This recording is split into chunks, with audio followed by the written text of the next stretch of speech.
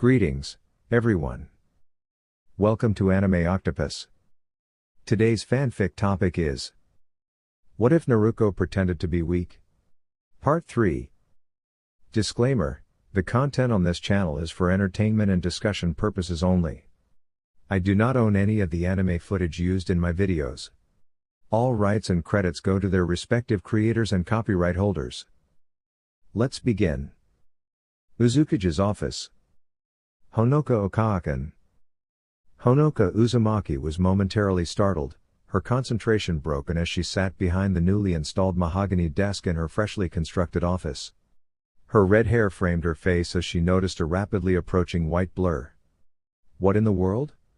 She murmured to herself, trying to identify the object before she paled and swiftly moved away from the window to prevent it from shattering upon impact. However, the object struck her just moments after she cleared the desk, sending her flying backward. "Hello, Shaolin-chan." Honoka groaned as she regained her breath, having lost it from the direct hit to her stomach. "Is Naruko-chan and Renji Baka with you?" "Yes, Honoka Okaakan. Naruko-sama and Renji Baka are with B-sama at the training grounds, practicing their control over their Baijuu chakra," the 11-year-old girl responded happily, settling into a Seiza position. She twitched slightly, eager to hug her adopted aunt once more. Naruko, Shaolin, and Renji had met the Uzushio survivor during their travels in the Land of Frost, where they found her investigating the ruins of the Land of Skycraft, which had housed an entire shinobi village before being destroyed during the Third War. Honoka had been researching the power source of the massive vessel when she encountered Naruko and her group, who were engaged in battle with a grotesquely muscular man with long brown hair. Mistaking Naruko's group for bandits, due to her failure to notice the young girl's age, Honoka had attacked them. The man, using her as a human shield, forced Naruko into the fifth-tailed state of her Baijuu, leading to the man's obliteration while Renji and Shaolin freed Honoka from her captivity. "We decided to come here after Naruko-sama was spotted by those malevolent individuals from Konoha," Shaolin exclaimed, righteous fire in her eyes. "They've already attacked her 3 times. Honoka raised an eyebrow before rising from her position on the floor. "Well then, I should inform Tazuna-sama and Koyuki-sama's crews of the danger. Would you like to join me, Shaolin-chan?" The white-haired child nodded eagerly and happily as she followed the older woman out of the office. The ocean surrounding Uzushio. Navigating towards the fallen, yet clandestinely renovated, Land of Whirlpools was a substantial wooden ship, manned by the retrieval team selected by Tsunade. Kakashi, positioned at the helm, was adeptly steering the vessel, given that he and Jiraiya were the only members with significant sailing experience. This skill, impressed upon him by his mentor in his youth, proved invaluable, particularly after the port captains refused to sail anywhere near the perilous maelstroms encircling the desolate nation. The team members engaged in their respective preparations, Jiraiya, Sasuke, and Shikamaru meticulously discussing capture strategies, others organizing their weapons, and Kushina, standing at the bow, gazing wistfully at the approaching island. Her son, Kenji, stood beside her, observing his mother's homeland with his fox Onbu mask clipped to his belt, while Menma sat on the steps to the helm, his face darkened by the grim determination to confront his disgrace of a sister. "Is that Uzushio?" Sasuke's voice carried a tone of awe as he observed the island from his position on the upper deck beside Jiraiya and Shikamaru. The ruins of Uzushio Gakure perched on a malformed cliff seemed to vigilantly oversee the surrounding whirlpools, once the stronghold of the formidable Uzumaki clan. "Jiraiya-sama," Shikamaru began, standing next to the Sannin, his gaze fixed on the jagged cliffs beneath the ruins. "What happened to the cliff area? It doesn't appear to be a natural formation." "Indeed," Jiraiya replied, recalling Mito-sama's words when he first met Kushina before the Kyuubi was sealed within her. "That cliff once constituted an entire third of the island." His statement elicited astonishment from all except Kushina and Asuma, the latter having visited Uzushio previously to pay respects to his fallen homeland.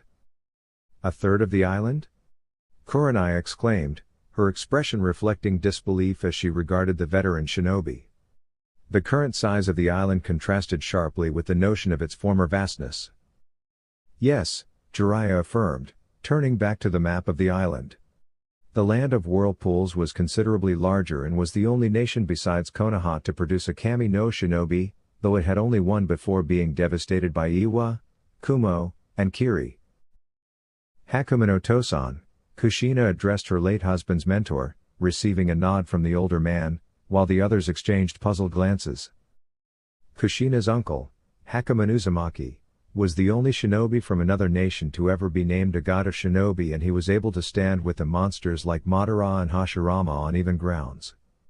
Hakumen was also the Nidai Mizukage of Uzushio Gakure, and from what I heard in her youth when she was dating Minato, he was Kushina's father figure after her biological father had been killed in the beginning of the Second War. Jiraiya said as he sat down in the captain's chair that he had pulled onto the deck and stared at the large group before him. When the three major villages of Kiri, Kumo and Iwa converged on and attacked Uzushio so as to remove a powerful ally from Konoha's aid in the Second War, Hakumen took over 3,000 shinobi from the allied villages, along with the Sandaime Mizukage and over 3/4 of the silver and gold core of Kumo with him when he collapsed a third of the island into the sea from his most devastating attack, Dragon of Heaven. However, before that happened, he was able to fight the Sandaime Mizukage, Reikage and Tsuchikage in their primes and was beating them, before he was ultimately overwhelmed by enemy forces. Holy shit, Choji said as he looked at the redhead in a new light, hoping that that type of power didn't run in the family and that Naruko didn't get it, otherwise they would have a much harder time than they thought. As if reading his thoughts, Ino and Shikamaru shivered at the thought of fighting Naruko with that type of power, especially since she was always the powerhouse of their small group even back in the Jinan days. All of the conversations came to an end when Kakashi turned to look up to the starboard side of the ship. Everyone get down. The Cyclopean sentence was cut off when a large invisible force that sent ripples through the air slammed into the ship and detonated the barrels of explosive powder that were in the storage bay in a bright flash of light that illuminated the sky all around them. New Uzushio Gakure. The fuck was that? Tuya shouted as she steadied herself from where she stood next to Honoka and Yugito, once the Kumo Jounin returned from sending the backup request. I don't know, but I can find out, Honoka said as she pressed a seal on her wrist and in a puff of smoke held the viewing crystal of the Sandaime Hokage in her palm. Where the fucking hell did you get that piece of shit? Tuya asked as she and Yugito crowded around the older Uzumaki in curiosity. I thought that shitty ball was in the fucking Hokage's office. It was, Honoka said as she stared at the orb. It was an invention of the Shodai Mizukage Sadahiko Uzumaki, and he gave it to Tobarama Senju as a gift to strengthen the bonds of Uzushio and Konoha. I got it from my cousin Kanda since he was a part of the Guardian 12 a year ago and they visited Konoha with the daimyo for the signing of the peace treaty with the Land of Demons. They didn't think anything of him since he inherited his father's black hair, so he was able to swipe the orb during the celebration and got it to me when he came with our uncle so the man could pay his yearly respects to the fallen of Uzushio. Ah, Tuya and Yugito said in unison, showing their understanding before Honoka channeled chakra into the orb in her hands. They could suddenly see the outside of the island where the remains of a large ship was sinking and there were 9 figures standing on what appeared to be summons. Tuya, Honoka said, catching the younger woman's attention when she noticed the red clouds covering the cloaks of the enemies. Go and warn Naruko, B, and Renji. Akatsuki and Konoha are here. High above where the boat once was, Pain's Deva Path was staring down impassively at the destruction caused by his Shinra Tensei. He, his Animal Path and Konan were standing on one of his personal summons, and close to them Itachi and Kisame were riding on a giant crow, Itachi's own summons. Zetsu, Tobi, Kakuzu and Hidan were riding on the personal bat summons of their newest member to replace Sasori and Deidara, Ivro Kurotsuchi, a cannibalistic shinobi that believed himself to be a vampire. As expected of Leader Sama, Kisame said with a demented chuckle as he stared down at the burning wreckage of the ship with Seimata set on his shoulder. Able to take down an entire enemy force with a single attack. No, Itachi said from where he sat next to the man, his Mangekyu spinning as it stared at an empty slot of sky ahead of them and dispelled the genjutsu in place. They are still alive? Ivro asked with a disrespectful sneer towards his new leader as the air before them shivered before shattering. The air cleared to show the forces of the Konoha shinobi riding on several of Sai's ink birds plus 3 large hawks. the only one not riding one of the aerial creatures being Jiraiya from where he sat on the warty head of his only saltwater toad, Gamma Shinji. "Crap, they've spotted us," Sasuke said as he felt his genjutsu break from where he stood on his personal hawk summon beside Tenten and Kakashi. "Hey, should have figured something like that wouldn't be able to kill anyone," Ivro commented, ignoring the looks of anger and annoyance from the other members of the Akatsuki, even Hidan pitching in for once, and he thrived on being annoying. Itachi said nothing, as he stared at the bird-type summon of his younger brother with an eyebrow raised as he wondered if his brother was trying to copy him, first by attempting to become a missing ninja and now with the bird summon. "I wouldn't expect anything less from a team led by Jiraiya-sensei," Pain commented while debating on what he should do to combat his old teacher, who he knew would be one of the hardest battles to come. Not because of the reunion and memories, but because while he was a shameless pervert, he was a very powerful ninja in his own right that could have been the Hokage instead of Tsunade if he had wanted. Back with the retrieval team that was half a mile away from the Akatsuki's group, Kushina looked at her first husband's mentor as she and her eldest son flew down next to Jiraiya. "Jiraiya, shouldn't we engage them?" "My birds aren't made for fighting," Sai said from where he sat towards the front, his voice raised so they could hear him. "It'd be a better idea to land first and then head into the Uzushio ruins to plan a counter-attack." "Sai is right," Jiraiya said as he sent an annoyed glance at his former student's ex-wife. "Let's head down to the island and focus on finding Naruko. Hinata, Neji, try and use your Byakugan to locate her if you can."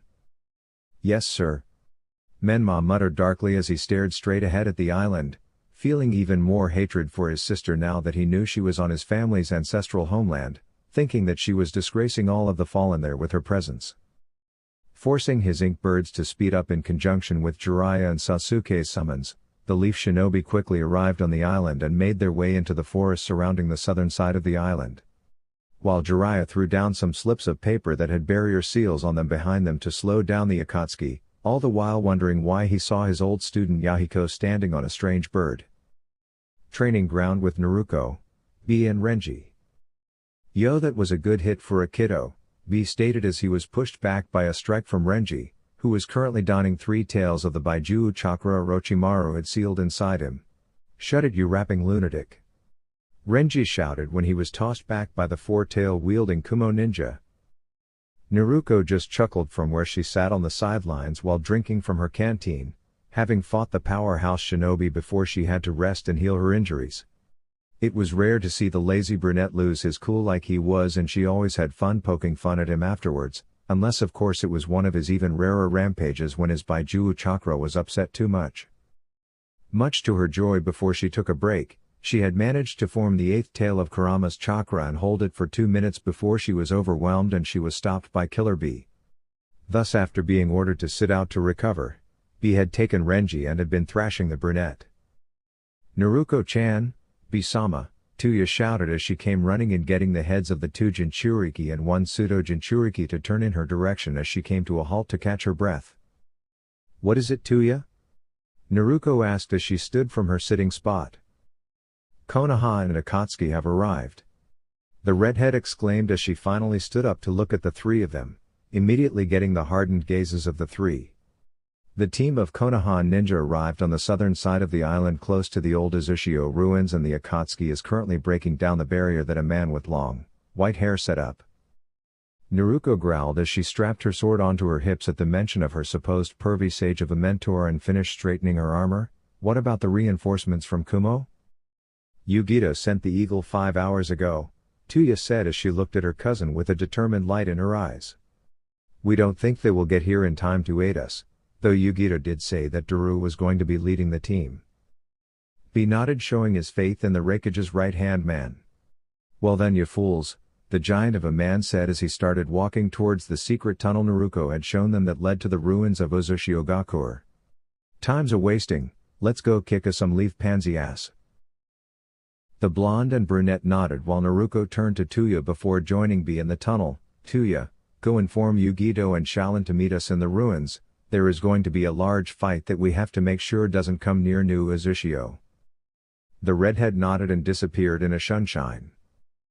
Quickly catching up to Renji and B, The three of them made their way to the secret entrance in the former Ozukage Tower that connected Old Uzushio to the new village. With the retrieval team? The Konoha retrieval squad finally made it to the ruins of Uzushio's shinobi village and was recuperating from some of the damage done to them by the explosion, though they managed to avoid most of it with the help of Kakashi's perfect timing. "I assume that everyone is still in good condition?"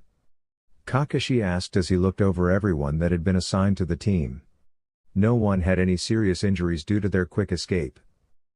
"We are fortunate that the Akatsuki members' attack hadn't hit us directly," Genma said from where he was sitting against the ruined wall of an old house while Shizune was healing a large cut he had gotten on his arm from wooden shrapnel caused by the ship's explosion. "So what is the plan, Jiraiya-sama?" Sai asked as he finished sealing up the ink he had used for his birds, while drawing some snakes and mice to scout around the ruined village for wherever their quarry might be hiding. "I want you all to split into 5 groups, Jiraiya said as he stood to look around at the Gather Leaf Shinobi. "The ones with a chance of subduing Naruko will be in charge of each group so that they can seal her chakra away once she has been weakened by multiple opponents. But remember, if she reverts to the second stage of the Baijuu cloak, then you're all to fall back immediately. This isn't the time for stupidity and glory seeking. Fighting a Jinchuriki under the influence of its prisoner's chakra isn't something that will bring you glory, only a quick suicide, especially if the Jinchuriki happens to be the 9 tails. Does everyone understand?" Everyone nodded before they split into the requested 5 groups and set off to locate their former comrade. Group 1 consisting of Jiraiya, Shizune, Anko, Neji and Tenten heading towards the Uzukage's tower, with Group 2 consisting of Tenzo, Asuma, Iruka, Shino and Hinata walking towards the area that Kushina remembered held the academy. Group 3 was made up of Kushina, her former student Genma, Shikamaru, Choji and Ino. They headed towards the ruined civilian residential district. While Group 4 was formed of Kenji, Kurenai, Kiba, Guy and Lee that moved towards the clan district. The last group, number 5, was led by Sasuke with the hopes of being able to subdue his former teammate with his Sharingan. His team was composed of Kakashi, Sai, Sakura and Naruko's younger half-brother Menma. They went towards the training grounds that Kushina had informed them of. With Kushina's group, the redhead leading Group 3 sighed as she looked around the civilian district of her original home village, remembering all the time she used to play with other kids while running down the streets. Her team had decided to remain quiet while she reminisced, though she could tell they were on alert. After all, the ruins were the perfect place to plan an ambush. As it was, they all had their preferred weapons out at the ready, Kushina wielding her favorite katana, while Shikamaru was using the dual trench knives Asuma had given him when he made Jounin, while Choji held a battle axe and Ino was holding a kunai like Genma. "It's been so long," Kushina thought as she stared at the destroyed walls of her childhood friend's home, remembering how it used to be covered in a purple paint with the Terumi clan insignia drawn on the door frame. Now it sat without a roof and the windows were smashed in. She could even make out the skeleton buried beneath rubble in the same spot where she had seen the girl's father die. The heads of the 5-leaf shinobi popped up as they heard music floating through the ruins with a ghostly tune to it. They quickened their pace until they came upon the empty civilian playground where the sorrowful tune seemed to be originating in. Looking about, it took a moment for the 5 of them to lay eyes on a lone redhead with her back turned to them that looked to be in her early 20s. She was holding a silver flute to her mouth that was the origin point of the haunting tune. Such beautiful, yet disturbing music. Choji and Ino thought together while the leaf shinobi waited for the person to stop playing, not knowing that they had already been caught in a trap. Though Shikamaru had narrowed his eyes as he felt a familiar tingling sensation and was searching through his memories for where he had felt it before. After a moment the redhead stopped playing and lowered her flute to her lap, before turning her head to the people she had sensed earlier. "Ah, hello there," the woman said as she set her brown eyes on the group of 5 shinobi with a small, yet dark smirk on her face. "To what do I owe the pleasure of speaking to the famous Leaf Village's shinobi?" Shikamaru's eyes widened as he caught sight of her face and his mind flashed back to the memory of when he and Tamari had fought the kunoichi of the Auto 4. Her face looked the same, though it was arguably much older and mature. "You?" "Ah," the woman said as her smirk grew. "I see that you remember me, ni Nara-san?" The Nara clan heir immediately took a stance with his trench knives held out in front of him. "Yeah, and while it is troublesome, I remember all of your tricks, the Jounin snarled as he glared at the redhead. Your genjutsu won't work on me again and I won't allow you to summon your monsters. Tuya of the North Gate. The other 4 ninja quickly looked at the 19-year-old Jounin before readying their own weapons. Tuya just smiled darkly as she stared at the more grown-up man that used to be the scrawny boy she had fought 6 years ago. Seriously, Nara-san? Tuya asked as she stared at him. It has been 6 years since we last fought. Did you honestly think that I wouldn't have gotten any stronger by now? Oh, I don't know, maybe added more jutsu to my arsenal? Besides, the redhead said, cutting Shikamaru off before he could speak up. All 4 of you were listening to my music for a while now. You've already fallen into my trap, or did you forget that I usually use genjutsu through my flute? Everyone's eyes widened before they immediately tried to dispel the false perception they had been caught in, only for the woman to smirk from where she was really standing on a roof 2 houses away when the second layer of her genjutsu activated, forcing all 5 of them to individually believe that their teammates were turning on them. Well then, she mused quietly as she watched the still forms of the shinobi that had been trapped in one of her special quadruple-layer genjutsu from where she sat before they all started fighting their imaginary foes, injuring each other when their weapons came too close to their comrades. While you guys have fun with that, I'm going to go have some fun. And with that, she leapt away to see who else she could mess with. With Jiraiya's group. The 4 shinobi traveling with Jiraiya all jumped out of the way as a brown cloak-covered giant smashed into the ground right where they had been standing, leaving a crater at the impact point before it stood up to stare at the 5-leaf Jounin. Yo, the figure rapped out. How's it going, fool, you fool? At the sound of the familiar rapping voice, Jiraiya immediately paled along with the shinobi in his group that had been to Kumo and had met a certain 8-tailed Jinchuriki. Oh gods, please no, Jiraiya said as he tried to get a look under the man's hood. Why are you here?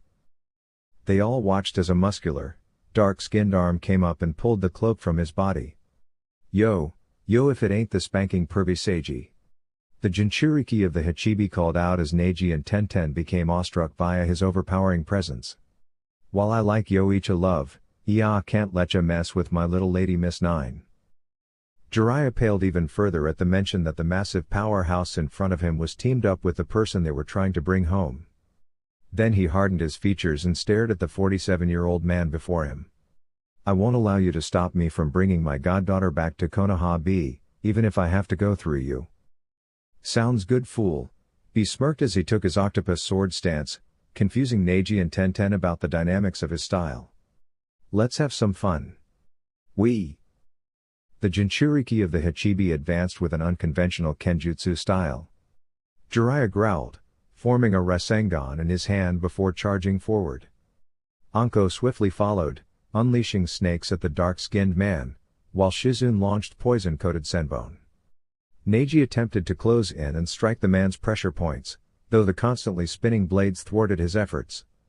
Tenten leapt onto the roof of a surprisingly intact restaurant, opening her first scroll and unleashing a barrage of weapons at B. The dark-skinned giant astonished them all with his agility, leaping over the grounded shinobi and using remarkable flexibility for his muscular build. He landed on the same roof as Tenten and incapacitated her with a solid punch to the stomach, sending her crashing into the restaurant's large chimney. B then evaded a strike from Neji and retaliated with a powerful kick to the Hyuga's gut, propelling him into a crumbling wall across the street. Come on, fool, you fool. B taunted, pointing at the remaining 3 shinobi who had just witnessed the swift defeat of 2 members of the renowned Team Guy. You can do better than that.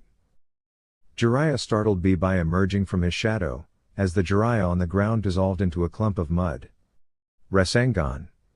Jiraiya shouted, driving the spiraling orb of destruction into B's abdomen. Killer B was hurled into another building, smashing through its walls. To the astonishment of the 2 kunoichi, he quickly regained his footing, seemingly unfazed by the A-rank jutsu he had just endured. Now, that's more like it, pervy sage. B shouted, drawing an annoyed look from Jiraiya at Naruko's nickname for him, before the Kumo shinobi went through his own hand signs. Now let the great and mighty Killer B introduce you to the horns of the baby bull. With that, he completed his hand signs and punched the air with both fists, surprising the 2 kunoichi and the Sanin when 2 different shapes made from lightning burst from his fists. Lightning style, prison of the tiger fang. He exclaimed for the right hand jutsu while his other hand launched a different attack. Lightning style, great bullhorn. Shizune immediately leapt out of the way of the two attacks.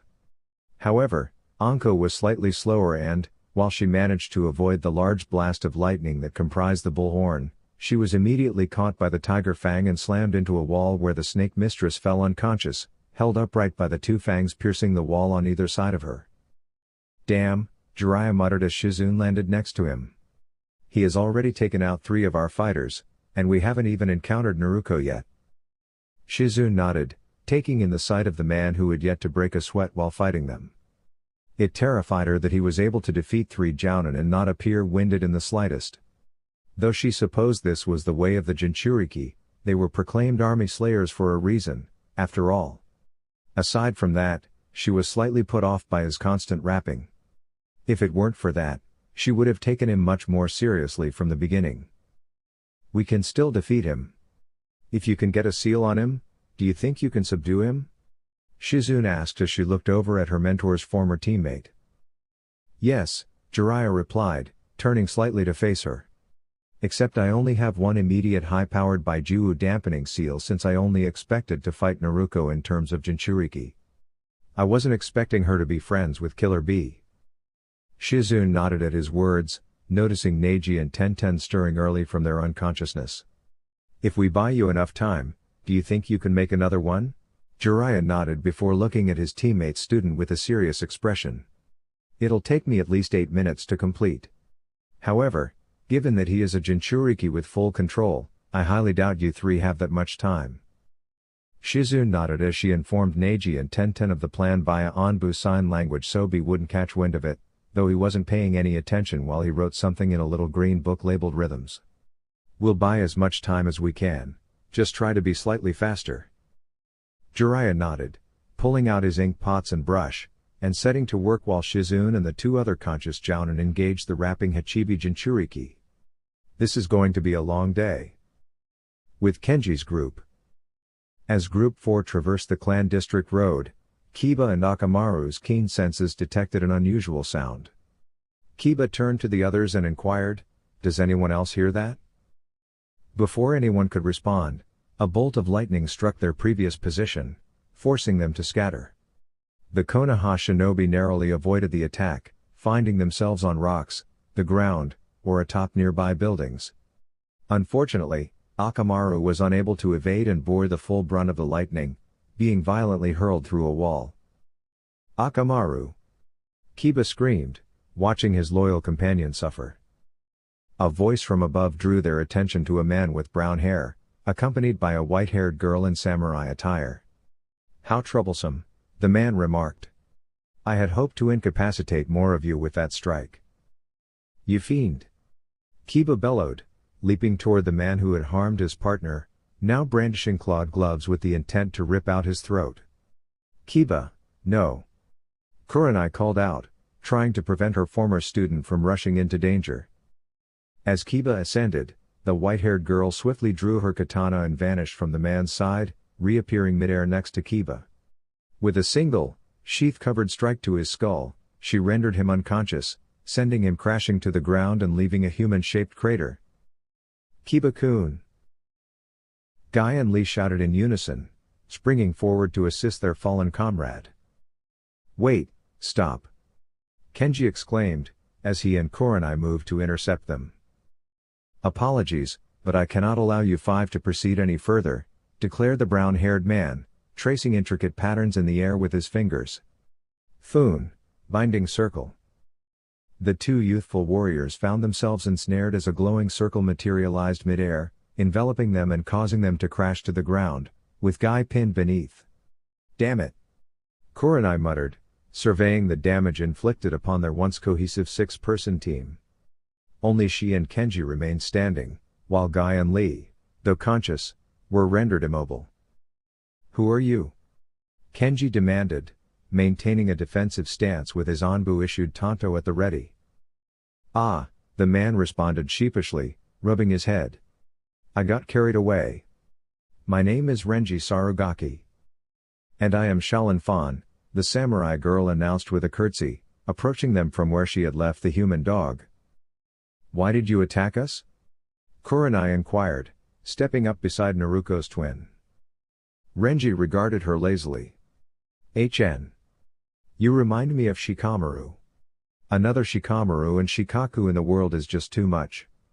Kurenai's mind bristled at the comparison. "You intend to take Naruko-chan somewhere she does not wish to go. As her friends and comrades, we cannot permit that." "Exactly," Shaolin exclaimed, appearing beside the brown-haired man. "Leave Naruko-sama alone." "I understand," Kenji said, removing his mask to reveal whisker-like marks on his face. "You intend to obstruct my efforts to bring my sister back home." "Your sister?" Renji queried, intrigued. "If you are her brother, why did you allow her to be banished for something as trivial as injuring a rogue shinobi she was supposed to subdue? Or simply for being a Jinchuriki?" The conscious Konoha shinobi averted their gaze in guilt at the mention of Naruko's unjust exile. "I wasn't part of Konoha at the time," Kenji explained, meeting the accusatory glares of their adversaries. "My mother and I lived with my half-brother and stepfather in the land of rivers until 4 years ago. We've been searching for Naruko since our return to Konoha." Shaolin scoffed. "I won't let you take my goddess away after what you did to her." With that, the young girl leapt from the building with astonishing speed, surprising the two able shinobi with her prowess. Kurenai dodged the blade in Shaolin's right hand, while Kenji blocked her left-hand sword with his tanto, clearly taken aback by her strength. Renji sighed. "It seems negotiations are over. Let's finish this quickly so I can go take a nap." He executed a series of hand signs at a speed that astonished the Genjutsu mistress, his chakra flaring to signal Shaolin, who immediately disengaged, causing Kenji to stumble forward from the sudden lack of resistance. Fire style, solar destruction. A small fireball erupted from Renji's mouth. Kenji and Kurenai scrambled to grab their comrades and escape as the fireball expanded rapidly, growing from 1.5 feet to 20 feet, vaporizing the surrounding buildings. "What have we gotten ourselves into?" Kenji muttered, eyes wide with shock. With Yamato's group, Tenzo, Asuma, Iruka, Shino, and Hinata advanced toward the location Kushina recalled as housing the academy.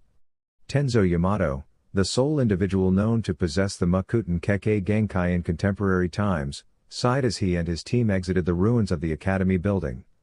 Their efforts over the past hour had been fruitless, having found no one. "Everyone, get back!" Asuma shouted, prompting the team to leap away from the blast of an explosive tagged kunai that landed in front of the Sarutobi clan head. "All of you are trespassing on the soil of Uzushio Gakuer no Sato," a red-haired woman with a white band in her hair declared as she descended, accompanied by a kunoichi wearing a Kumagakure Hitaiite. "Leave now peacefully, or you will be removed by force, alive or dead." Yamato stepped forward to stand before his team. "We come in peace, Uzumaki-san," he said, raising his hands to indicate his non-threatening intent. "We are merely searching for one of our own, who was reported to have come to this island." "We are fully aware of that, Onbubaka," the blonde woman snapped, glaring at the Konoha ninja team, provoking angry looks from them. "However, you seek to abduct an Uzumaki clan member from her home, which we cannot permit. And who exactly are you to prevent us from rescuing a friend and bringing her to safety?" Iruka demanded, narrowing his eyes as he joined his team leader, clearly angered by the obstruction. Meanwhile, Shino kept a watchful eye on his Hyuga teammate, ensuring she didn't act rashly before negotiations concluded. "I am Honoka Uzumaki, the current head of the Uzumaki clan until Naruko is ready to assume her rightful place as heiress," Honoka growled, stealthily pulling paper seals from her side pouch. "And I am Yugito Ni of Kumagakure," Yugito snarled, noting the widening of Tenzo and Asuma's eyes upon realizing that the Jinchuriki of the Navy stood before them. "As Kumo is allied with Naruko-chan and the Uzumaki clan, we will not allow you to take her to Konoha merely to be your weapon." "Hold up!" Iruka exclaimed, enraged by the implication that they intended to turn his favorite student and younger sister figure into a weapon. "We have no intention of doing that to Naruko, we just want to ensure her safety from Akatsuki." We don't believe you, given your village's track record with her and other Jinchuriki, Honoka stated calmly as she and Yugito assumed their stances. Your chance to leave peacefully has expired, now you shall face the wrath of the Uzumaki clan and Kumo's Jinchuriki. Everybody move. Yamato shouted, eyes widening as Honoka launched the papers in her hands like kunai. His team leapt away as the papers exploded, forming dozens of chakra chains attempting to ensnare them, while Yugito surged forward to engage Asuma and Hinata in a taijutsu confrontation. Yamato inwardly cursed as he erected a wooden pillar to counter a chakra chain that nearly ensnared him, only to watch the pillar get crushed by its sheer force. We are taking Naruko-san back to Konoha, whether you or she likes it or not, you might as well surrender. Honoka scoffed, disappearing in a puff of smoke before a chain struck the Tora-masked man in the back, causing his eyes to widen as he felt his chakra being drained. You will find that we Uzumaki do not betray our family and will always defend them from those who seek to exploit us. Tenzo growled, exchanging a look with Shino, who nodded and sent a swarm of bugs toward the Uzumaki matriarch. Nice try, Honoka said as the bugs encased her. But I'm not even here. Now, as Naruko likes to say when using explosives. Boom. Tenzo's eyes widened as the clone in front of him exploded, throwing him back into the academy's front and incinerating the Abarame's bugs while launching Shino through several trees, rendering him unconscious. This is escalating beyond control, Iruka muttered to himself as he observed his comrades being easily overpowered by the Jinchuriki and Uzumaki. Something tells me we are fortunate not to have encountered Naruko. With Sasuke's group. It seems I didn't hit you hard enough last time, Kakashi-san, Uchiha-san. Sasuke's team jumped, startled, and retreated from their spot in the third training grounds forest, their eyes landing on the armored figure before them. I thought I made it clear that I have no intention of returning to that decaying village after our last encounter. Naruko, please be reasonable. Kakashi exclaimed, his pleading tone drawing curious gazes from the team. He must really not want to be a target again. The Akatsuki are on this island, and they are after you. Come back to Konoha where you can be protected. Kakashi-sensei, Naruko sighed, rubbing her temples as she eyed the short redhead male behind Sakura. I am never going to return to a place that made my life a living hell. Naruko continued, her fingers flexing on her sword's hilt. I have too much to lose by going back. I will try not to harm any of you if you leave now, but I will castrate Jiraiya if he ever sets foot on this island. Sasuke, Naruko muttered despondently, acknowledging that the blame for the current circumstances lay squarely on his shoulders. Resolutely, he tightened his grip on the hilt of his sword. I suppose there's no persuading you, is there? Naruko's glare bore into the 19-year-old Uchiha, causing him to flinch slightly. No. Without further preamble, Naruko initiated her attack, her sword swinging with a seal at its tip glowing a brilliant blue. Art of the Hurricane Blade, Kyofu no Ha. The leaf ninja swiftly evaded the strike, which carved a massive chunk out of the terrain behind them. Menma, demonstrating remarkable speed for a Genin, quickly formed hand signs and thrust his arms towards Naruko. Water style, water pressure cannon. The named attack erupted from the pond several feet behind Naruko, hurtling towards the Jinchuriki. The water pressure shattered the ground and left deep gashes in nearby trees. Naruko smirked, inadvertently provoking her half-brother further. She effortlessly negated the attack with a downward slash of her sword, splitting the torrent in half. What are you doing bringing an inexperienced Genin on a mission to capture someone who bested you, Kakashi-sensei? She questioned, her gaze shifting to her former mentor, infuriating the redhead. Kakashi merely shrugged and responded, Tsunade-sama must have been short on volunteers. You wretch! Menma shouted, drawing a concealed tanto from his back and rushing at Naruko, hoping to catch her off guard. His efforts were in vain as she blocked his blade without even looking, reminiscent of the times when she was a Genin and Kakashi had similarly thwarted her attacks. Enough, Naruko sighed, turning her attention from the amused Kakashi to the attacking boy. I'm tired of this, sorry Gaki. With that, she added strength to her sword arm and, to Menma's surprise, launched the Jinan into a tree with enough force to make it topple over. Naruko appeared above him, her blade descending. Naruko grunted as her sword was intercepted by Sasuke's much thinner chokudo. "Sorry, Naruko," he said, meeting her sky-blue eyes. "I can't let you kill him." During their standoff, as both adversaries strained to overpower each other with their blades, they remained oblivious to the intense fury etched onto Menma's face, driven by the insult of being perceived as weak. With a roar that prompted Naruko to glance at him disinterestedly, the redhead surged forward, executing hand seals with a speed that even Kakashi found impressive. Wind style, Dragon's Roar. However, the boy's attack faltered as he was abruptly propelled across the ground for several meters. The remaining team members gazed at Naruko in astonishment, having witnessed neither her movement nor its execution, not even by their resident Uchiha powerhouse. Art of the Burning Sword, Jokaku Injo. Naruko declared, forcefully repelling Sasuke with a punch to his chest while he was still dazed. She then swung her blade towards Sakura and Sai, who were advancing towards her. The pink-haired Kunoichi and her pale companion found themselves encased in brilliant flames that formed a hollowed-out prison around them, halting their progress.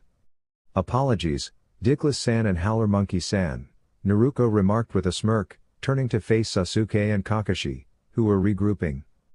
"But this particular jutsu will remain active for a while, so you might as well make yourselves comfortable while I contend with Yuke-chan and the Scarecrow."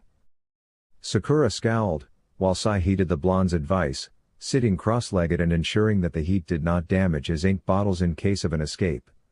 "Now that the interruptions and distractions are dealt with," Naruko said, focusing her attention on the two Sharingan users, "shall we proceed, Kakashi-san, Sasuke-san?" The two Jounin did not respond verbally but instead charged forward.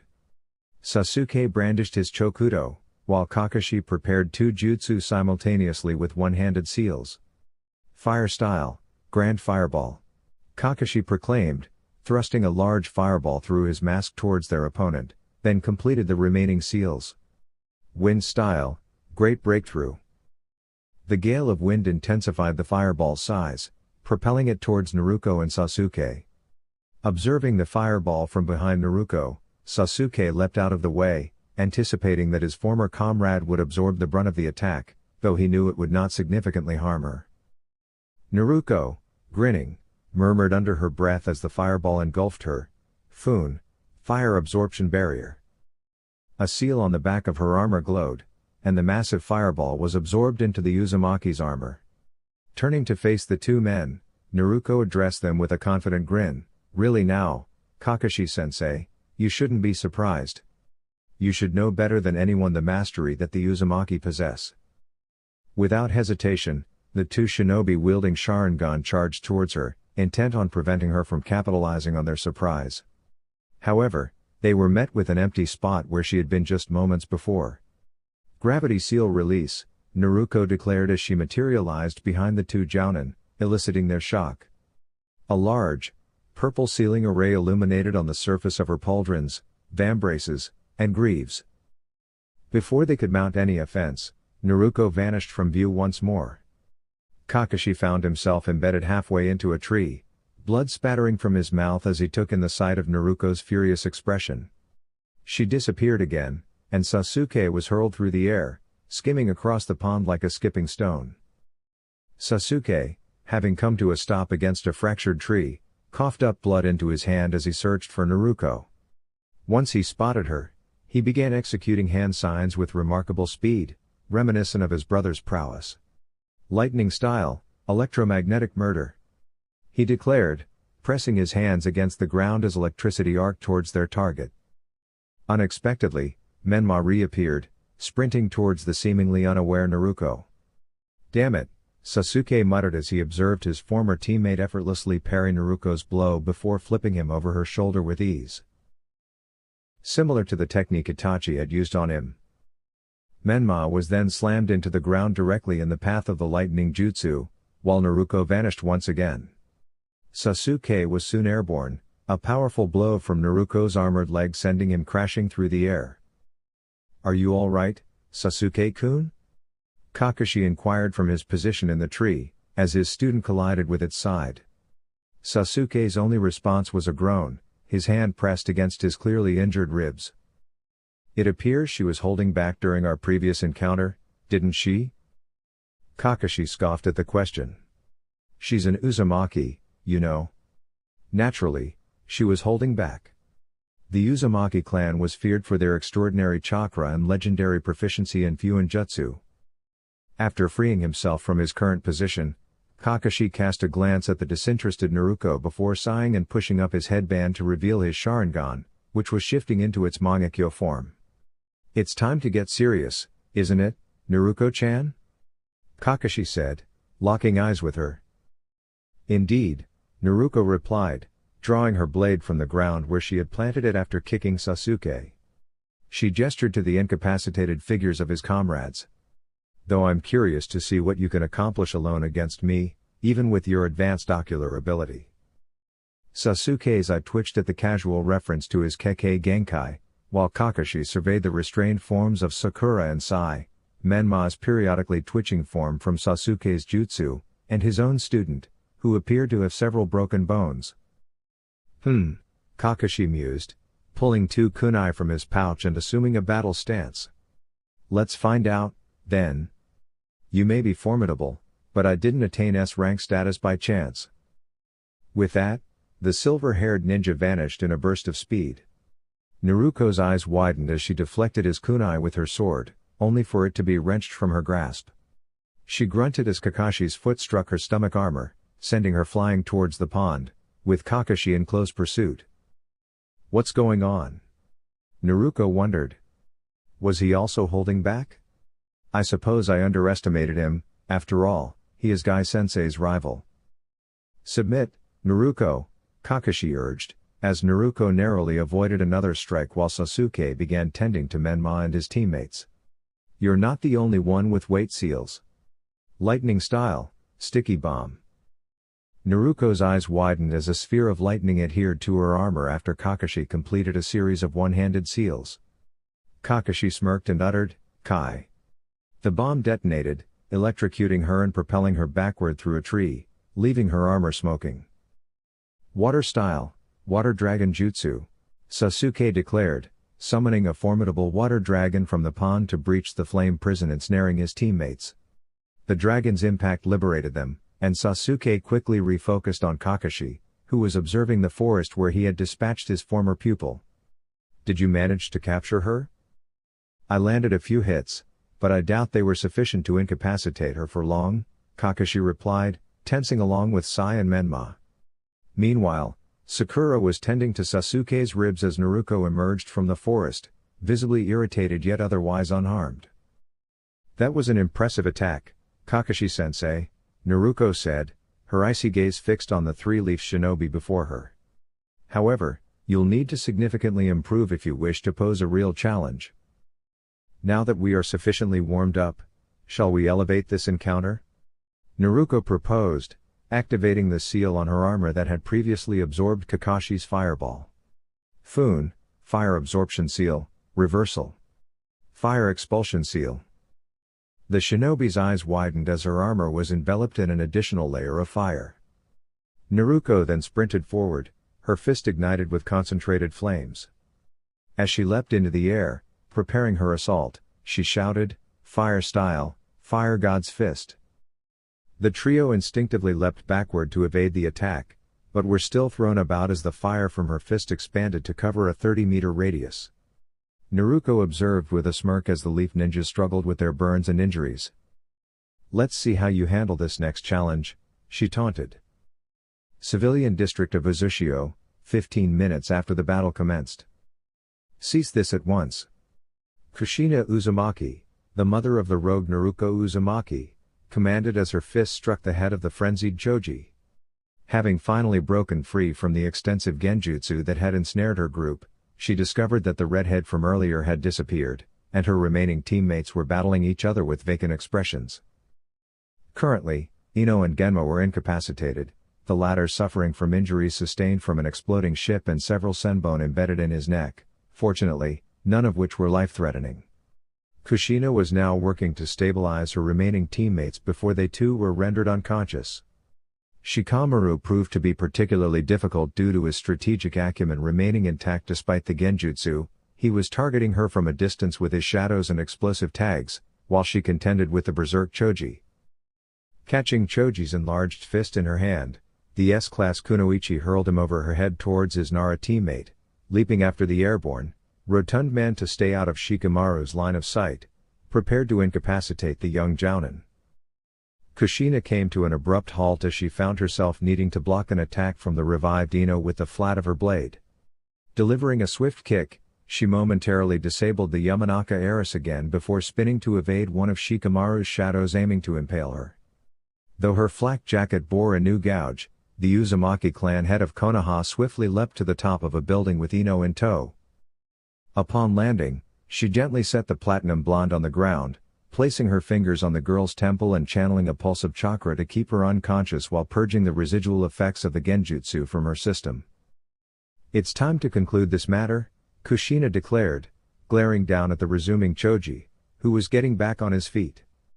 Both of them were once again forced to evade attacks from Shikamaru. The Uzumaki then performed a single seal, intoning, "Gravity seal release." Kushina swiftly disappeared from her two remaining teammates' view, reappearing behind Choji with her blade extended to her right. A decisive slash left a deep cut in the young man's shoulder, severing through his armor. Choji collapsed to the ground, unconscious. Kushina summoned a shadow clone, which sent a pulse of chakra through Choji to dispel the genjutsu, before turning her attention to the jounin Nara. Shikamaru struggled to evade her as she deftly maneuvered around his piercing shadows. The golden chains she shared with her daughter ensnared the shadow user, and another pulse of chakra through the chains ended the illusion cast upon him. "Ugh!" was Shikamaru's initial reaction as he gazed up at Kushina, who was retracting her chains. He then surveyed the unconscious members of his team. "Damn!" "Indeed," Kushina replied, assisting the jounin to his feet. "That girl inflicted considerable damage with such a potent genjutsu." "Tuya!"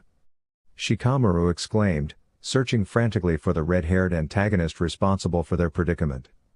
"Don't bother," Kushina interjected, placing a reassuring hand on his shoulder. "She had already escaped by the time I broke free from the genjutsu." Shikamaru growled in frustration, then sighed and examined his incapacitated teammates and Genma. "Let's tend to everyone and attempt to locate Naruko or any other individuals. If Tuya was here, I shudder to think who else might be aiding her in obstructing our mission." Kushina nodded in agreement and proceeded towards her former student, Genma. Suddenly, she felt a massive surge of chakra emanating from the vicinity of the Yozukage Tower. "What on earth?" Near the Yozukage Tower, B reveled in the thrill of battle as he effortlessly dispatched the three remaining jounin from the team he had engaged, causing considerable concern among his opponents. While he acknowledged the skill of the Hyuga and his teammate with the bun hairstyle, he was confident they could not match the prowess of his brother or even Daru in combat. Dodging another barrage of weapons from the brown-haired girl's scrolls, B gracefully evaded a strike from the Hyuga boy and retaliated with a powerful backhand, sending the pale-eyed man skidding down the street for at least 17 meters before he came to a stop. "Yo, Jigajack, that was nicely done, fool ya fool." Tenten and Shizune both growled in unison, their frustration palpable as they endured the dark-skinned man's rapping. "Be quiet or at least learn how to rap properly," Tenten exclaimed before launching herself at him, wielding a double-sided trident. Killer Bee chuckled as he deftly avoided the trident's prongs, retaliating with a swift kick. The young female jounin skillfully evaded the strike, then astounded him by unleashing a blast of fire from the trident's top. She quickly followed up with a spinning motion, directing a jet of water from the opposite end of the weapon. Now that was intriguing, Killer Bee mused, noting the singed section of his flak jacket. Tenten responded with a self-assured smirk. Indeed, the Higurashi clan member replied with a confident grin, positioning her weapon in a defensive stance characteristic of staff users. The Uzumaki aren't the only ones adept with seals. Let's see how you handle this. Art of the Water Emperor, Daiuzu no Gekido Beredo? Killer Bee's eyes narrowed upon hearing the attack, which bore resemblance to Naruko's sword techniques. He sidestepped the assault, which obliterated the buildings behind him. Fascinating. Killer B remarked, observing Tenten. Your style is similar to that of Miss Nine, he continued, noting her labored breathing. However, it seems you have not yet perfected these techniques through sufficient training. Tenten raised an eyebrow in curiosity as she regarded the man. She continued to spin her trident, igniting the fireside once more, and struck at him with renewed force. Meanwhile, Shizune and Neji approached the Jinchuriki from different angles. Art of the Burning Blade, Juretsu Bai. Tenten declared. Her eyes widened in disbelief when the towering man simply raised his hand, halting the massive fireball with ease before crushing it effortlessly, without sustaining any burns. Apologies for that, but it seems you were deceived, B remarked, noting her astonishment. Little Miss Nine employs a similar technique. Killer B then astounded Shizune and Neji by seizing their wrists as they emerged from the smoke, spinning them around before hurling them through several buildings. The Hyuga used his body to cushion the impacts for the Hokage's assistant. B then glanced towards the area where Jiraiya had vanished during their assault, leaping towards the location only to be halted by a kunai whizzing past his face. He looked down to find a panting Anko glaring at him, puzzled by when his Tiger Claw attack had worn off. I don't think so, you fool, Anko hissed, drawing 2 more kunai from her coat and launching them at him. I'm not finished yet. B evaded the blades with a fluidity that would have surprised Anko if she hadn't been preoccupied with watching her team struggle against the giant. Anko then leapt towards the Jinchuriki, attempting to pin his shoulder to the chimney behind him with a katana that materialized from a seal on her wrist. Is that all you have, fool? B taunted as he blocked her strike and pressed down on her blade, holding her in place. Not quite. Anko's Cheshire grin signaled impending trouble. She swiftly leapt back, causing B to stumble slightly as he noticed the sizzling of an explosive tag. He looked back to see the 3 kunai he had dodged earlier embedded in the chimney, each with a sparking explosive tag attached. The ensuing explosion obliterated the building, engulfing the Jinchuriki in a massive fireball. The 4 injured and exhausted members of Team Jiraiya watched in hope, hoping the blast had sufficiently incapacitated him for them to finally defeat him. However, they were unprepared for the sight of a large, dark-skinned figure with white gauntlets delivering a crushing blow to Anko's side, sending her hurtling into a wall. The unconscious woman's teammates stood in stunned silence, their gaze fixed on the burned and singed man before them. A dark eye peered out from behind the shattered lens of his glasses. That was painful, fool. As the man began to lean forward for another assault, Jiraiya appeared behind him and struck with a powerful Rasengan, sending the assailant crashing through the wall on the opposite side of the street where he had propelled Anko. Apologies for the delay, the Toad Sanin said, readying himself as he awaited the army slayer's emergence from the hole he had been launched into. I have completed the seal, which should subdue him. However, be prepared in case he manages to escape. His teammates nodded in agreement, all standing except Shizune, who was attending to Anko's visibly broken ribs sustained from the earlier impact. Lightning style, lariat. A deep voice erupted from the rubble of the building Killer B had been thrown into. The giant man reappeared with his lightning-charged arm raised, aimed at Jiraiya's head. Reacting swiftly, Neji and Tenten launched themselves to protect the Sanin. Tenten's trident unleashed a burst of fire, disrupting the man's arm, while Neji managed to strike a few of B's Tenketsu, though his fingers were immediately scorched by the initial cloak of Baijuu chakra in B's defense. B roared in pain as Tenten's trident embedded itself in his bicep, halting the lariat. However, B's large arm then struck Neji, sending him crashing into the side of another building. Seizing the opportunity, Jiraiya moved forward and affixed the containment seal he had spent 8 minutes inscribing onto the Jinchuriki's forehead. Apologies for this, B, Jiraiya said with a stern glare. But I am taking Naruko home, and you cannot prevent it. Killer B cried out as the Hachibi's chakra was forced back into his body. The intricate lines of the seal spread across his form, immobilizing his limbs and sealing his chakra. Darkness enveloped him as Jiraiya's fist struck his face, sending him to the ground. Is he incapacitated? Anko rasped through the blood staining her mouth, her gaze fixed on the giant figure beneath the seal master's feet as she lay under Shizun's care. Yes, the response came from the man, who then turned his attention to the Hichibi Jinchuriki before pivoting to face the direction Kushina and her team had departed. At that moment, the Redheads team arrived on the rooftop of the Seoul building, still standing after their intense confrontation with the Eight Tails Jinchuriki. Receiving a nod from the Sanin, the team leader left Genmo with the still injured Anko to monitor the Kumo Titan, ensuring he could not rejoin the fray. With Kenji's group. Fire style, great fire annihilation. Renji, a brown-haired man, bellowed as he unleashed a colossal wave of flames that engulfed the district once occupied by Kenji's team. The red-haired Onbu, Kenji, did his utmost to shield the fallen Kiba and Akamaru while Kurenai retreated with the incapacitated Guy and Lee. Water style, water bullet. Kenji shouted, expelling a massive sphere of water from his mouth and quickly forming additional hand signs. Lightning style, sparking thunder. The water bullet cleaved through the inferno, but Kenji was taken aback when Renji performed another hand gesture, summoning a large seal in midair that absorbed the water before Kenji had to evade a devastating lightning blast that obliterated the roof he had been on. "Well done," Kenji remarked, offering a polite clap of his hands in acknowledgement of the brown-haired defender of Uzushio. Renji responded with a mock bow, his signature bow staff appearing in his hands. "Thank you." In the ensuing tense silence, both adversaries assessed each other. Kenji saw little of value in the relaxed stance of his opponent, while Renji observed his foe with an air of nonchalance. "What is your reason for preventing me from reaching my sister?" Renji scarcely reacted to the question from the red-haired man. He pondered, rubbing his chin thoughtfully. "Firstly, she is a dear friend of mine, and secondly, she saved my life and gave me a purpose. Does that suffice as an explanation?" Kenji nodded begrudgingly before performing hand seals for another jutsu. Water style, brine. Renji sidestepped the scalding jets of water directed at him, then swung his staff at Kenji's exposed side. Kenji countered with the short blade of his tanto.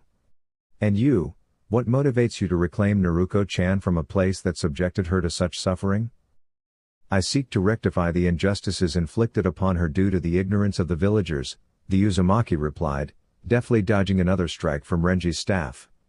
"I was fortunate to have a nurturing childhood, while she was condemned for merely existing. I wish to amend that wrong and provide the family she rightfully deserved long ago." "That appears rather self-serving," Renji remarked with a raised eyebrow before vanishing in a flash of inky darkness. The Onbu members widened their eyes in surprise as he reappeared behind them, his staff already swinging towards his opponent's head. "Blast!" Kenji exclaimed, narrowly evading the potentially devastating blow. He fixed a fierce glare on the brunette through the slits of his mask. "So Kakashi's report was accurate. You have indeed replicated my father's Hiraishin no Jutsu." "Your father's?" Renji inquired, his eyebrow arching further as his eyes widened in realization. "Are you implying that you and Naruko are the children of the Yondaime Hokage?" Kenji's eyes widened at the inadvertent revelation. With a steely gaze directed at his opponent, he swiftly began performing hand signs with a precision that would have impressed both his mother and Kakashi. Lightning style, raging thunder cleaver. Kenji observed with satisfaction as the massive lightning blast cleaved through his opponent and the ground beneath him, demolishing several buildings in its wake. "That was close." Naruko's twin's eyes widened as he leapt away from a voice behind him, landing on the rubble before Kiba's still motionless form. He searched for the Fuinjutsu markers necessary for the Hiraishin but found none. "If you are curious about my use of Hiraishin, I have enhanced the original technique," Renji explained, displaying a hint of boredom at the astonishment of his opponent's twin. "I refined the formula after Naruko provided me with the Hiraishin kunai from her previous mentor. Consequently, I no longer require a marker. I can teleport to any location I have previously seen, though this is taxing over long distances, such as from Sunagakur to the Land of Waterfalls." As Renji detailed his modification of the Hiraishin, Kenji realized a crucial detail he had overlooked throughout their confrontation: the white-haired samurai girl was conspicuously absent. At that moment, a piercing scream of agony echoed from the direction in which Kurenai had fled. Kenji swiftly turned his head, attempting to locate the chakra signatures of his retreating teammates. However, he failed to notice Renji executing a series of hand signs or the subtle gesture of Renji extending his hand forward. Kenji's attention was abruptly drawn to the familiar whirring of a Rasengan. He was further alarmed as flames began to encircle the Rasengan, causing it to expand to twice the size of its original form. The front of the spinning sphere then took the shape of a dragon's roaring visage. Sweat beaded on Kenji's forehead as the fiery apparition grew ever more menacing. "I trust you'll appreciate this," Renji declared, stepping back to prepare for his attack. "I designed this technique after observing Naruko's Rasengan and realizing it was incomplete. Fire style, Ryorengan." The Uzumaki's eyes widened in terror as the immense, blazing sphere was hurled toward him. Desperately seeking an escape, he glanced at the unconscious and injured forms of his teams Inuzuka and Ninken.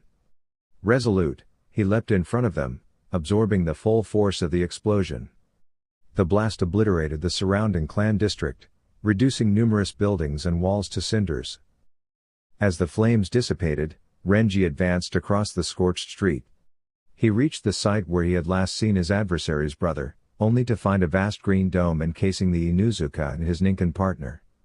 Their rescuer lay unconscious, with only the remnants of his trousers preserving his modesty. His armor and other belongings had been incinerated, leaving his body marked by severe third-degree burns and his crimson hair singed beyond recognition. "You fought valiantly," Renji remarked with a slight smirk, before drawing a small seal on the burned man's body. The seal emitted a green, soothing light, gradually healing the injuries. "This should mend your wounds sufficiently to prevent permanent disfigurement, but it will keep you unconscious until the retrieval team is dealt with and expelled from our sanctuary." With that, Renji turned and walked away from the three incapacitated leaf ninjas, and was soon joined by the petite figure of his white-haired comrade. 7 minutes earlier, during Kurenai's segment of the battle. "I believe we are sufficiently far from the danger," Kurenai-san, Guy said, keeping watch for any signs of pursuit. The beautiful Genjutsu specialist dropped the two taijutsu masters onto the ground and examined the intricately designed Fuinjutsu seal that bound her companions. She regretted not paying more attention to Kushina's descriptions of Fuinjutsu during her early years as a Genin. After a moment of contemplation, she shook her head and raised her hands in resignation. "I am unable to undo this advanced level of Fuinjutsu," she stated with frustration, while Guy and Lee once again attempted to break free using their brute strength. "The only individuals capable of rescuing you would be an Uzumaki or Jiraiya-sama." "Really? You mean that elderly man with the racy novels in his pouch is actually proficient at something?" Kurenai's eyes widened as she swiftly turned to deflect a sword strike from the white-haired girl who had incapacitated her former student with a kunai. "What the?" The seasoned warrior leapt back as another katana swung towards her, her crimson eyes scrutinizing the girl who had attacked them. The force behind the strikes had left her arm trembling from the initial blow. "Demonic illusion, tree-binding death," Kurenai declared as Shaolin charged at her again with swords poised to strike. The older woman vanished from view in a mist-like manner, resembling a ghost. Shaolin attempted to move once more but found herself immobilized as tree roots erupted from the ground and coiled around her limbs, confining her blades at her sides. Soon, she was pinned against a tree, additional roots securing her in place. Team Kurenai watched with satisfaction as Shaolin closed her eyes. "It's over," the Genjutsu-wielding Jounin announced, appearing from above her adversary. She felt a tinge of disappointment. She had anticipated a more challenging fight given the girl's formidable strength. Nevertheless, she dismissed her discontent and prepared to strike. However, before she could end the confrontation, Shaolin defied expectations by swinging her right hand and slamming the flat of her blade into Kurenai's face, shattering the illusion and breaking the Jounin's nose. "Apologies, but if you're going to use Genjutsu on me, you should at least put forth a real effort," Shaolin remarked coolly, observing the black-haired woman clutching her bleeding nose. "That was inadequate, let me demonstrate the proper use of Genjutsu." Demonic illusion, bringer of darkness. The surroundings plunged into darkness as the three hidden leaf shinobi frantically tried to locate the young girl's presence.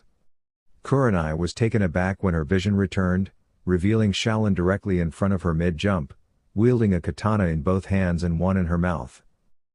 That was the last thing Kurenai saw before the blade swiftly pierced her, each one pinning her limbs to the wall behind her in a crucifix position. A piercing scream of agony erupted from the Jounin as the girl's armored fist struck her face, plunging her into eternal darkness.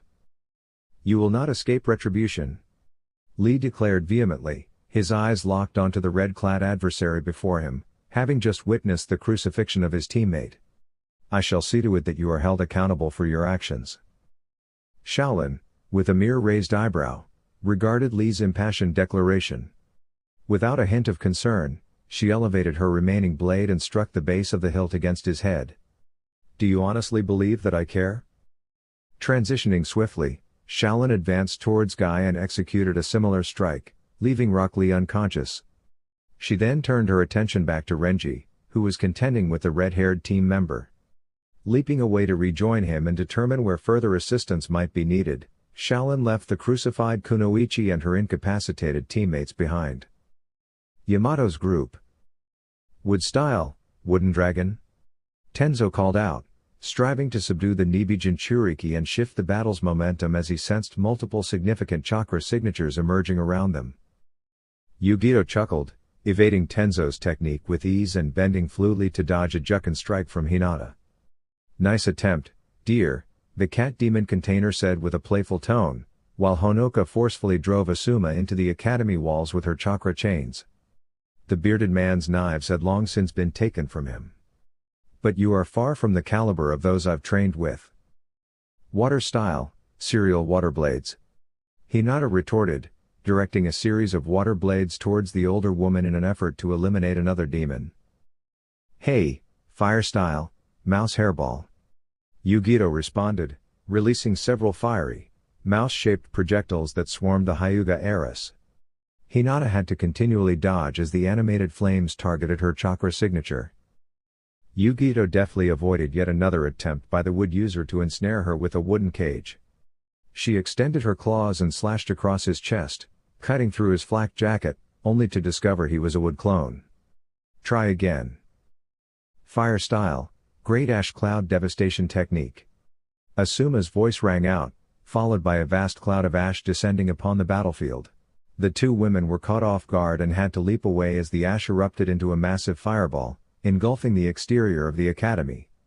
Yamato quickly raised a wooden dome around himself, Hinata, and Shino for protection.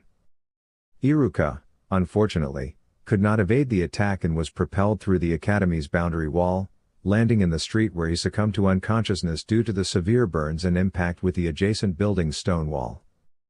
As the smoke dissipated, Asuma and his remaining teammates, gasping for breath, scanned their surroundings for their adversaries.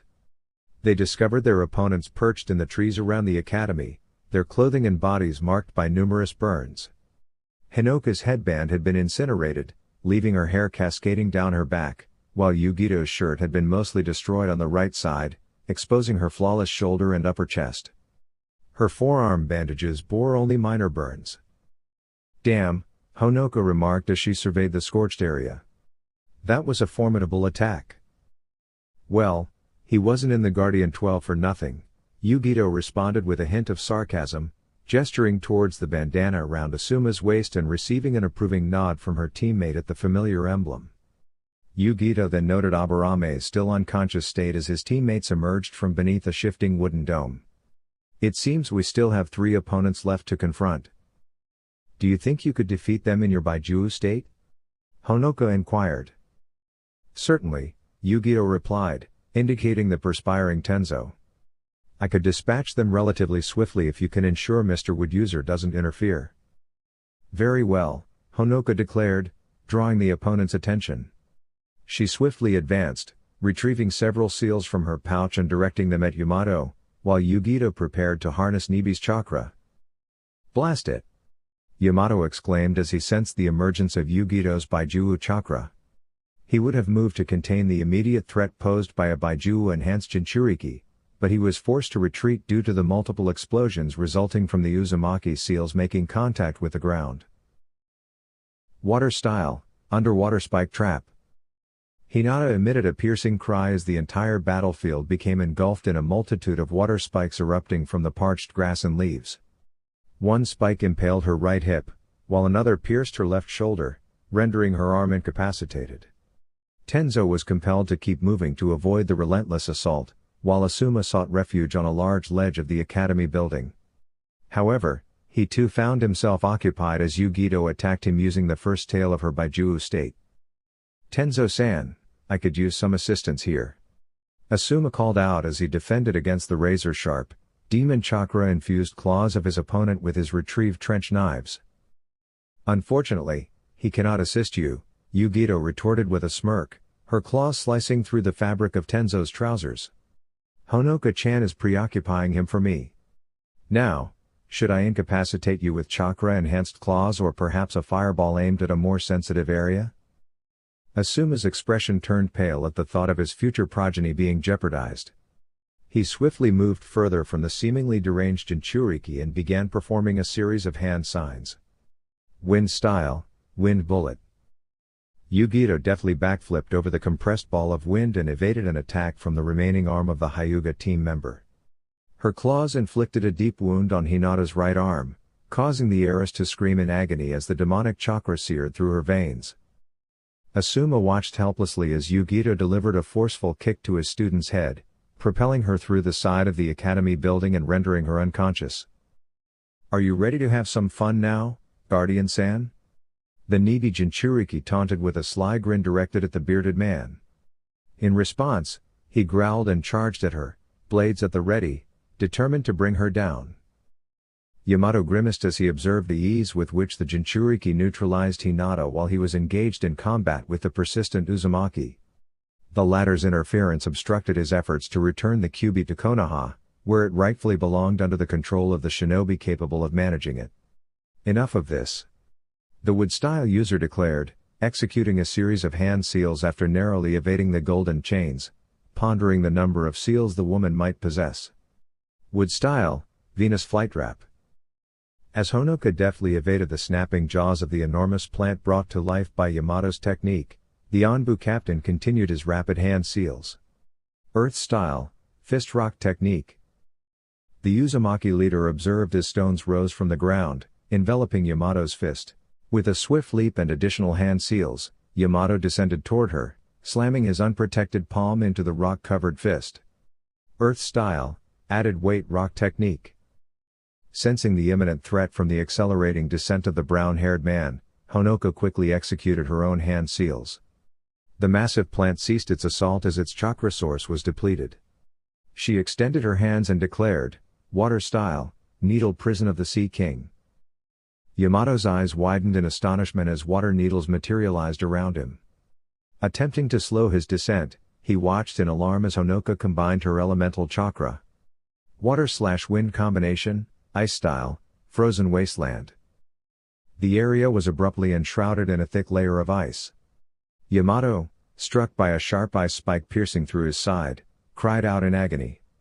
His rock-encased fist disintegrated as his vision darkened from the impact of the Uzumaki's descending blow. "Do not attempt to separate me from my family again, you despicable traitors," Honoka hissed at the unconscious form of the Makuten user.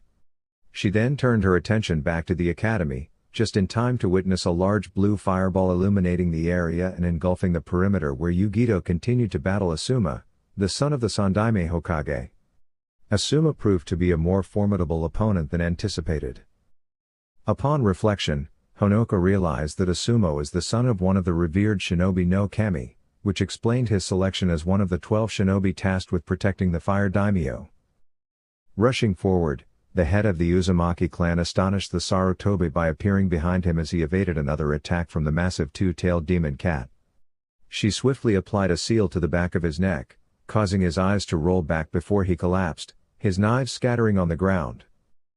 Returning to her normal form, Yugito took a deep breath as Nibi's chakra retreated into her seal and glanced at her companion. "Is everyone accounted for?" "Yes," Honoka confirmed, retrieving a long length of rope from a scroll. "Let us secure them to prevent any potential interference from their comrades should they regain consciousness. Though, given their current injuries, Neither the Hyuga nor the Makuten user is likely to be effective. Dear YouTube community, that concludes our content for today. For more updates and engaging videos, please consider subscribing to my channel, Anime Octopus. Thank you for your support.